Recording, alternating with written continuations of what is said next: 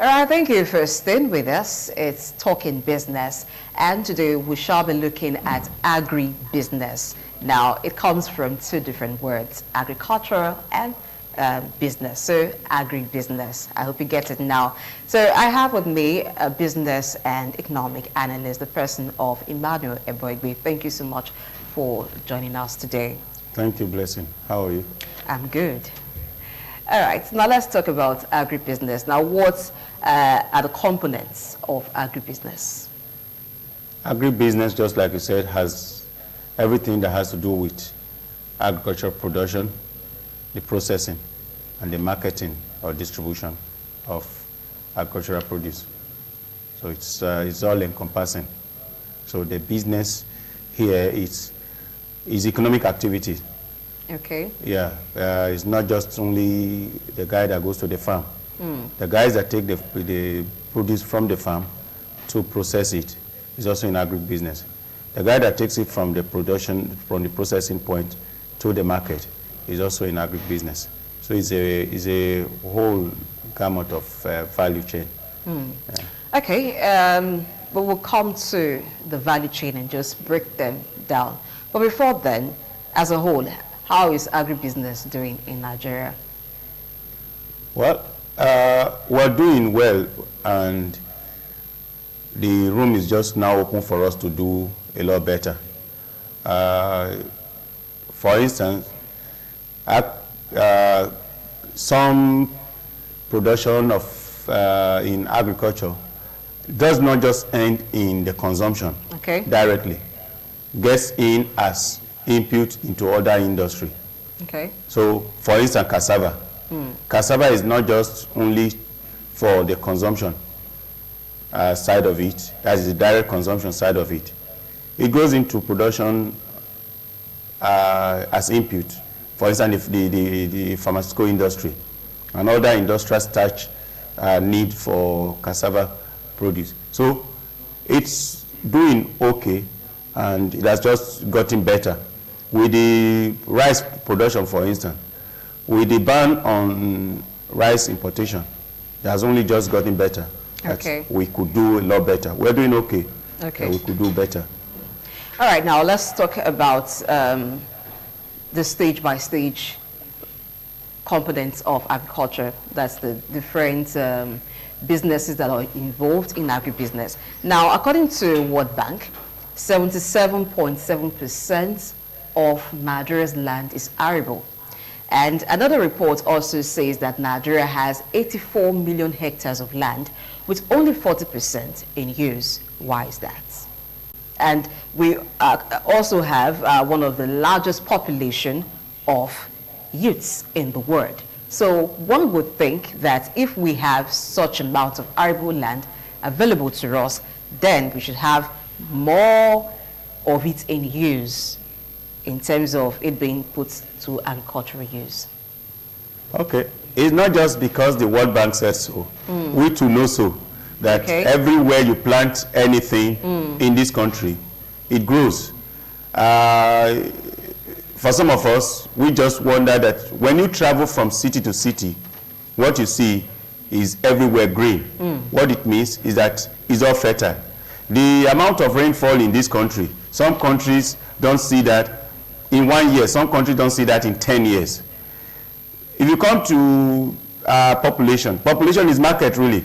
It's estimated that we have over 200 million people. That means over 200 million mouths to feed. That's huge market. And 47% of that are youths. Youths. So what it means is that our attention seems to have moved, unfortunately, away from what we call our comparative advantage point, which is industry, which is agriculture, and move to some other things. So if we redirect that strength to agriculture, which we will do necessarily by a policy shift now, it's not unlikely that our huge unemployed armies of youth will get, gainfully employed in agriculture and that value chain. Because the error we make most of the time is that when we're talking for agriculture, everyone is looking at the guy in the village that's doing farming, in quotes,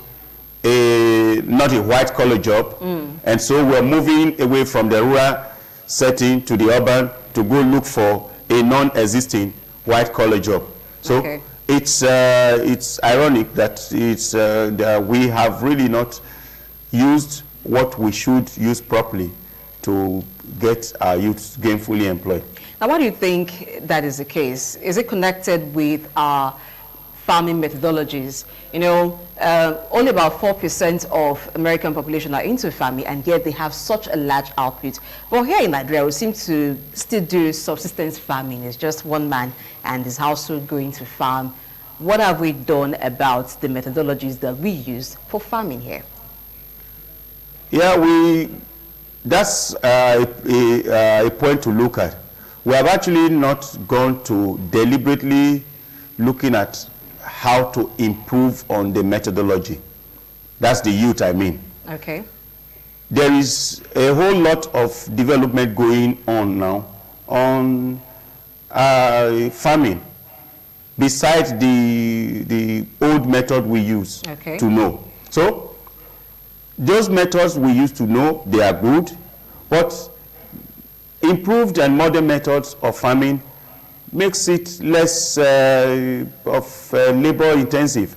And so that's also possible. But it's available, the trainings are available here and there, but not so much the youth have looked at those areas. Then even those that have had to look at those areas, beside being a skill, you will need to learn how to invest in it and manage a few other challenges that come with it. The risk, the distribution, and all of those gamut of activity that is involved in it. So yes, agric is labor intensive, but it's also having an aspect of it that a lot of development has taken place in agriculture, just like it has taken place in other industry.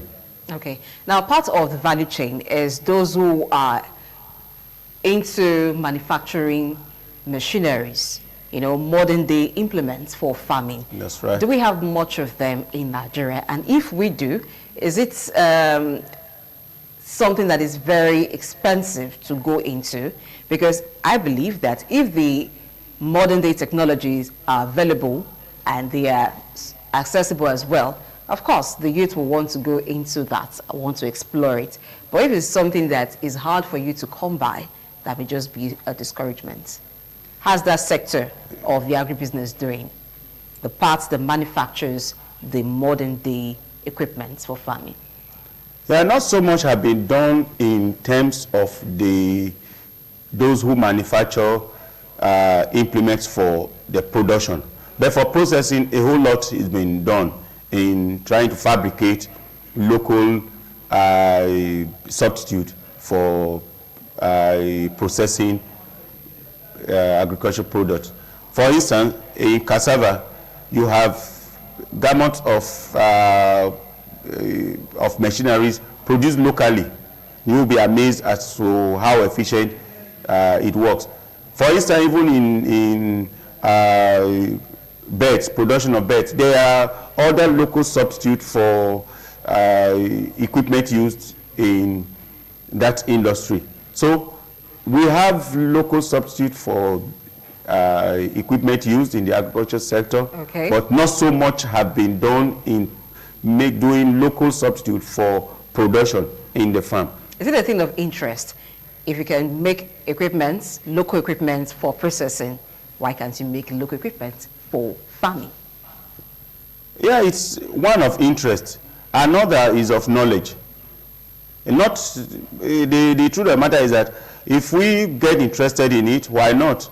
People will begin to develop the business around it, because here we're talking about the business around it. Yes. If the thing isn't going to be profitable, why do it in the first instance? The challenge most of our producers have is that they are unable to calculate gap correctly. If I calculate that, look, this equipment, like 200 of it is imported from elsewhere, and I could do a local substitute. If I do that local substitute, this is what the margin would be for me. Why not? The people could get into it. So information is lacking, interest is lacking, and the business side of it too, people need to deliberately get to know what is in it for them. Here again, policy would also help.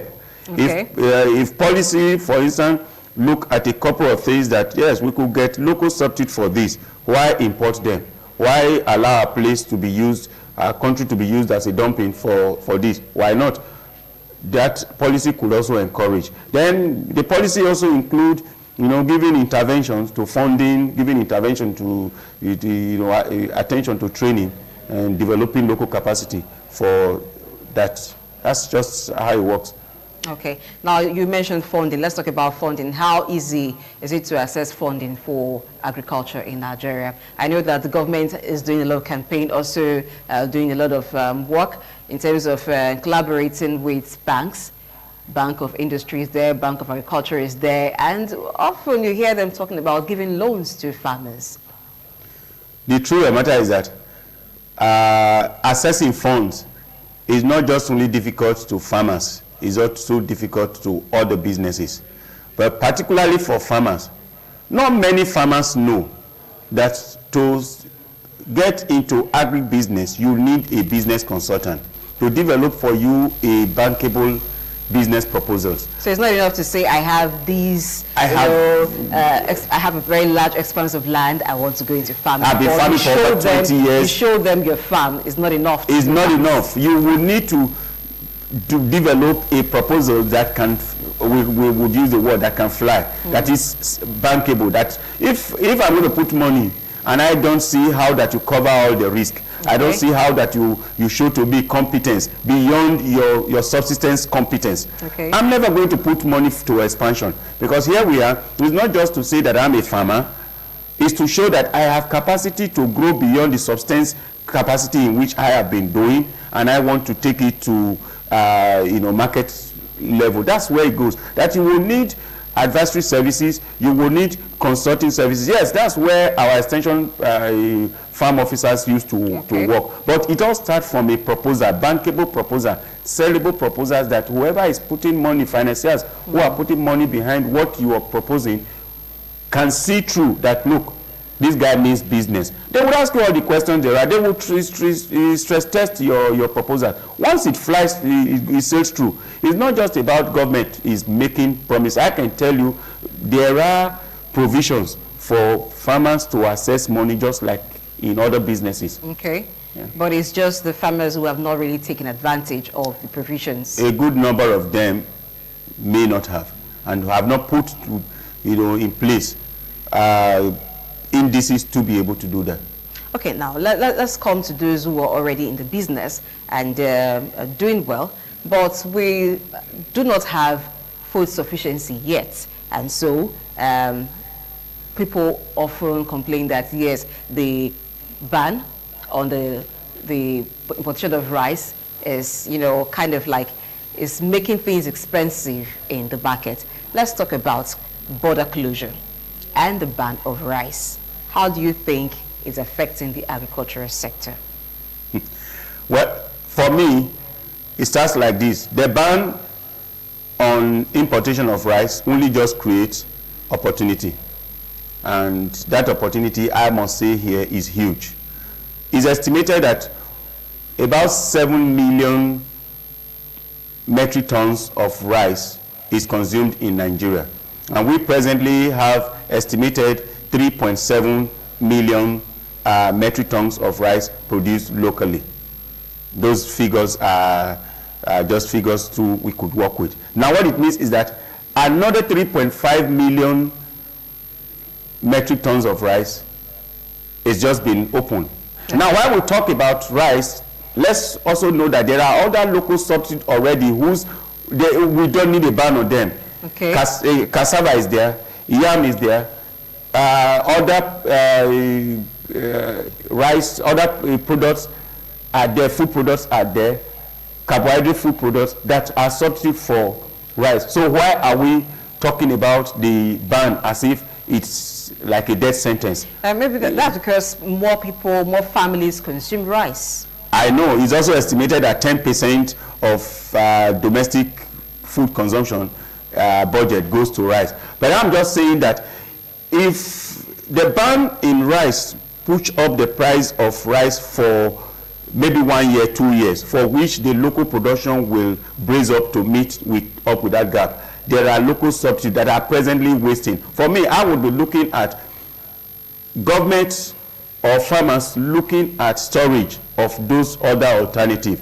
2, I would be looking at farmers and our youth and the public taking advantage of this gap which now exists. I'm also looking at, from strategic standpoint, that look, this ban would only raise the price for the first year, and in the second year, I think that gap will be closed. In the third year, it will be fully closed.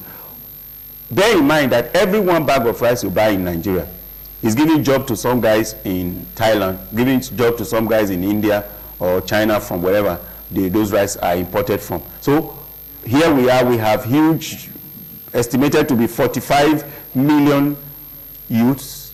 45% of our population are youths, and a good number of them don't have jobs. So why are we going to rice farming? Why not? Okay, now why the market opportunity for farmers is just widening? Do we have the capacity, the farmers we have in Nigeria, do we have the capacity to take advantage of that market opportunity? Capacity, for me, is latent and can be developed. Okay. We may not have the capacity today, but because opportunity now exists, what it means, or it's just created and it's growing. And what it just means is that, why not? Why look for something that don't exist where there is a lot of opportunity here? So the capacity may not have been there, but to be able to do half of it in the past means that capacity can be expanded, that capacity can be enlarged. So for me, I think that we have local capacity to be able to meet up with that gap. It's going to take a while, maybe 1 year, maybe 2 years. And while we begin to brace up, it's just for us to brace up. Okay. Now, what are those factors that you think may hinder capacity? Finance is there. The policy, beside the policy on ban, there are other supportive policy that will have to help that development of local capacity. For instance, I just talked about the value chain include not just production, the processing, the distribution. All of these gamut of activities can be locally enhanced and developed. So if then, of course, to training and retraining, these are all things that we could do, starting from even where to start from.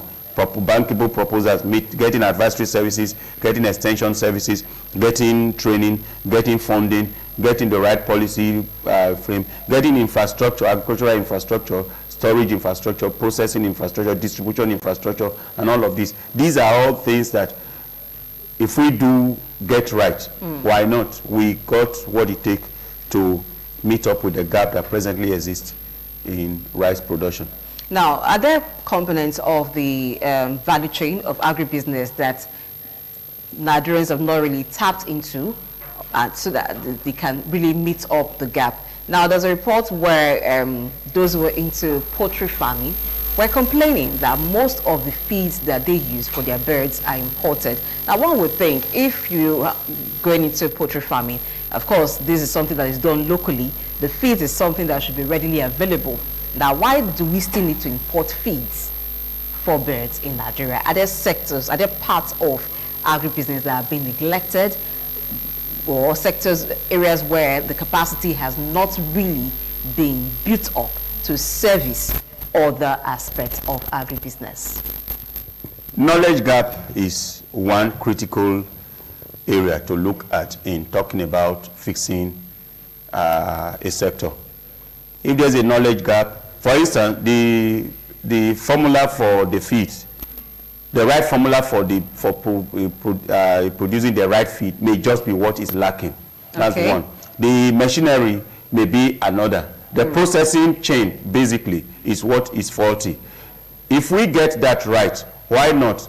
We can produce locally feeds that can stand the test of time, and whatever is lacking in the locally produced feeds presently can be produced locally. So for me, it's still about policy and still about local capacity development. knowledge gap may just be what the challenge is. Technologies are, I won't say imported from all over the world. Knowledge gap is just like technology. If we got the right formula, we got the right input, we will produce the right feed. It's not impossible for us to be able to produce the right kind of feed for which we would not need to import feed. In short, for me, that is another huge opportunity that exists, because if we're going to produce birds in the country, major input to bird production is feed. Okay. And so I think that it's again attention, maybe starting from the policy. If we get the policy right, we fix the knowledge gap, we fix the process, it's just only possible for us to be able to produce feeds locally. And why that happens, why not? We would just be able to get protein production from production of birds in poultry, right? And that's, for me, a huge opportunity. Okay. Now, talking about opportunities, agriculture as at 2017 provides jobs for 36.55% of Nigeria's population. What's the prospect of that increasing? With all of these opportunities we're talking about now, the rice production, for instance, it means more hens will go into that. The feeds we're talking about, and if we look at other areas too, where we could actually have local substitute for all of these. Why not? That number, that percentage is only going to increase. For me, that's good news, because it means that our huge armies of unemployed youths will get gainfully employed in that sector. Because for me, that's about still the best sector to engage our youth. It was just that we diverted attention away from it for some time. Okay. And of course, why not? We could refocus. Sure, basically, we should refocus. Now, what would be that thing that will make agriculture appealing to youths? Because we have them, and we often talk about how the youth can tap into the opportunities, but it seems like they are not interested. What do you think is that thing that makes them not want to go into agriculture? Presently, we think that agriculture is not a white-collar job. Why not? It is a white-collar job if it is so structured. So it has to do with how it is structured. When we're talking about what's development, and you want to compare a developed industry, a developed country with a developing, so it has to do with how the structure, how the mode of production, how the mode of distribution, how the mode of everything is arranged. So what makes agriculture presently maybe less interesting to our youth is how it is presently arranged. It is presently structured. So the industry can be structured better than it presently is doing. It can also be structured in such a way that it can be less labor intensive than it's presently doing. More trainings can come. When I mean trainings, not necessarily the tertiary institution training. Of course, there are just short-term trainings, practice-based training that could get people, into it without. So lots of people who get into the industry presently are not trained. They just by a thinking, a wave of thinking in their mind, get into it. So they could be supported with training, they could be supported with financing, they could be supported with mentoring, they could be supported with it. Even what stops us from having farm settlements in all the local governments? What stops us from having farm settlements in all the local government where if I see youth my age doing the same thing that I'm doing and is getting on with life, I won't think that the guy who is working in other industry is doing better than I'm doing because I'm a farmer. No. I met an American that is 38-year-old, and he said all his life he has lived in his father's farm in the U.S. So it's you just mentioned now 4% of the American population is into farming, and yet they feed the whole population. So it's structuring the agricultural industry differently from how it is presently structured, so that it will not be looked at as if it is a job made for the guys that didn't go to school. Okay. All right, we'll take a break. When we return, we'll talk more on agribusiness.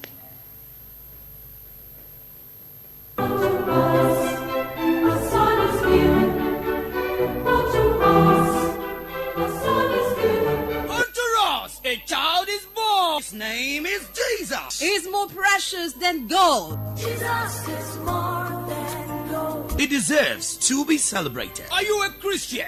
ITV Radio is organizing a show titled Christmas Igbadu. Come celebrate Jesus with When coming,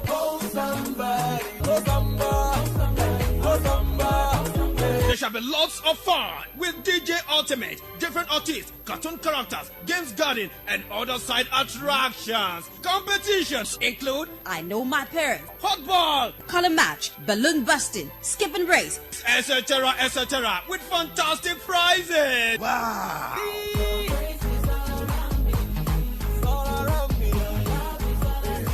Day, Wednesday 25th December 2019. Time, 10 a.m. Venue, ITV Radio Corporate Office, Glass House, Airport Road, Benin City. Gate fee, 500 naira per person. This program is partly sponsored by KC Devices Phone Shop, sales of phones, laptops, CCTV cameras, inverters, accessories, and gadgets. Number 68, Airport Road, opposite FIROS, before Akensworth Junction, and Shop 68 Bob Israel Complex, opposite Oba Market, Benin City. Telephone 0803 6408 And supported by Builders Inn, the builders mart for tiles, cement, sanitary, doors and roofs. 10 Sokomba Road, 19 and 32 Cook Road, Benin City. Christmas Igbadu! Igbadu Ragbada! Independent television is live 24 hours on Go TV, channel 107, Star Times, channel 130. You can watch from any part of the world on Roku TV, Smart TV, Amazon Fire TV, and Android TV for your favorite programs, news, current affairs, and lots more. You don't want to miss our objective and balanced reportage, entertainment, and sports. Now follow us via our social media channels on Twitter at ITV Radio NG. Subscribe to our YouTube channel, youtube.com/ITV Radio NG. Like our Facebook page, facebook.com/ITV Radio NG. Visit our website for more news stories and lots more at itvradioNigeria.com. Watch ITV via live streaming on the internet, itvradioNigeria.com/live, and click on the TV stream option. Also remember to visit your mobile app store and download the ITV app so you can watch on the go. For advert placement and commercials, call the following numbers: 0805 563 8573, 0803 775-5024, 0708 365 2800, and 0708 365 2474. Independent television, certainly the best.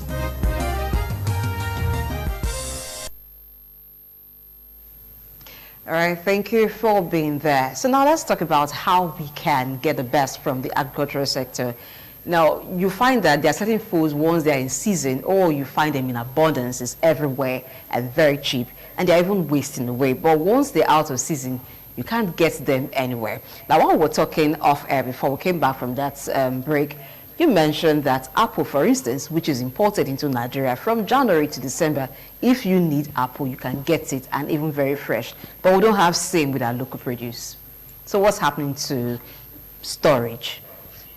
Basically, that is another huge opportunity in the agri business. The apple you just talked about, the foreign pear, and a few other products, agri products, you get them as good as they kept them there for 1 month, for 2 months, for 3 months, even corn. I just wonder, really, and I feel so bad for the farmers, the local farmers, that, oh, they would have toiled so hard to get corn out. In its season, it sells for 20, for 100 naira. But out of season, they can't benefit from it. So storage is one thing that I think those financing agri should look at, to look into how to fund storage facility. And if we're able to do that, 2-3 things will happen. The first is that it will keep the price stable. Okay.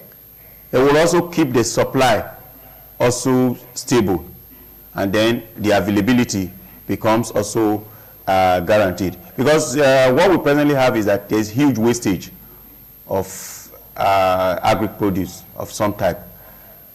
Huge wastage. So we can cut down on that wastage. by developing and investing into, storage facility. Now, in reviving the agricultural sector, how should we handle agribusiness so that every part of it will render the service that it should render to the other, and we'll just have everything going? Because there seems to be a gap somewhere. It's either the farmers do not have the machineries that they need on the farm, or those who are into processing do not have the machineries that they need. And then at the end of the story, so you find that all of these now make the agricultural products, is either they're not sufficiently available, or there are problems. At the end of the day, we do not get to that point where we can say agriculture is giving us the benefits that we should have, when we have the land, when we have the manpower for it. The first, like I said, is that we need to look at thank God we are looking at agribusiness now. We need to look at it from the business point, that it's a business. Okay. If it is a business, therefore, it has to be approached like every other business. Okay. It also have a capacity to become very big business. Very big business. We used to have the Michelin farms. We have all the, other big farms around. So it's a big business. If outside the shores of this country, of course, the only reason why only 4% can feed the whole of America is that it's a huge business that people go into. So first and foremost, government need to get into standardizing, getting into agribusiness like they do controlling all the businesses. Two, those financing agriculture business should begin to look at that firm structure. And then three, those who want to get into agribusiness, why not? They should have a ready place to be able to take a 6-month training, a 1-year training, and get into it as like every other profession. Having said that, they also look at, it might be a kind of a partnership thing, that the equipment need to be there. I don't need to have a tractor to be able to use a tractor. I should be able to use a tractor hired. I should be able to use a harvester hired. I should be able to use a processor hired. I don't need to have it because I may not have the capacity because I'm a retail producer. So the other side to develop are those who are into agri equipment. So if they are not owning it, they can also hire it. So that's the way to look at it, that there are opportunities all round. And it's all a funding opportunity, as well as it's an investment opportunity. And why we get that right, it starts from making sure that starting an agri-business, you have to put in place a corporate entity that deals. Then you have to put in place a training. When you get that right, why not? Okay. Now the last question. I opened by saying that agriculture was the mainstay of Nigeria's economy before crude oil was discovered. Do you ever see agriculture taking that position again in Nigeria, being the major source of revenue for the country? Why not, if not? What happened, like I said before, was that we took our focus away from agri, where we have an comparative advantage. From what you said to at some point, I just opened up by saying that it's not the World Bank to tell us that over 85% of our land is arable. We all know that 85% of our land is arable. Plant anything anywhere, it grows. The greenhouse technology only came because a lot of countries can't plant things everywhere. So you need to develop certain places where things can grow. For us, everywhere is greenhouse for all you can. So I believe that we can take agriculture back to that same point, that same place where it is not seen as if it is not a white-collar job. We can take it to that point again where it will engage more persons than it presently engages. We can take it to that point where it is able to generate as much income. Maybe not as much income. Who told you that oil is going to nobody ever saw the price of oil falling to this level. So we hope, I am very optimistic that if we get it right, why not? Agri stand the chance of giving us the same opportunity that it gave to us in the past. and even better, because of course now we're export is there. We're just talking about local production, local consumption. There's a huge market around us, even in West Africa, where we can export to, as well as there are huge markets we can explore outside this place if we get the standards, international standards, right. Oh, international standard. Let me talk about that. Some persons have said that our food these days are too chemicalized, maybe because of the inputs that go into them. Now, if we complain of the kind of foods that we have, do you think that they will be accepted internationally? Well, should there be control in terms of how we grow our food? Of course, there should be control. Some countries still do fully organic. Okay. Yes, there are countries that do. That's exactly why the training need to come. For instance, some countries do fully organic. Israel, for instance, is all organic. So I also do know that presently our cassava production in Nigeria is like 80%, 90% fully organic. So it's not just correct that all our food is all with fertilizer, is all chemical based. There are a couple of them that are not. So it's also possible. It's just for us to get it right, the standards right, because this standard organization is doing for production. Okay. So it's doing for processing. Okay. We can also do it for production. Okay. So for us to certify you to be a producer that can produce XYZ for consumption. Okay. Why not? You need to meet this standard, you need to meet this standard. If you're also pre-qualifying for export, there you need to meet this standard, you need to meet this standard. So is that training, retraining, standardization, control? Why not? We can get it right. We can get into the international market and get it right. So this will set the ground for us to export our produce to the international community. Absolutely. And gain more revenue at the end Absolutely. of the day. Okay, so it's all bright for agribusiness in Nigeria if we get it right. That's the show today. Thank you so much, Ebogbe Emmanuel, for coming today. Thank you, Blessing. And Blessing H. Join me again next week.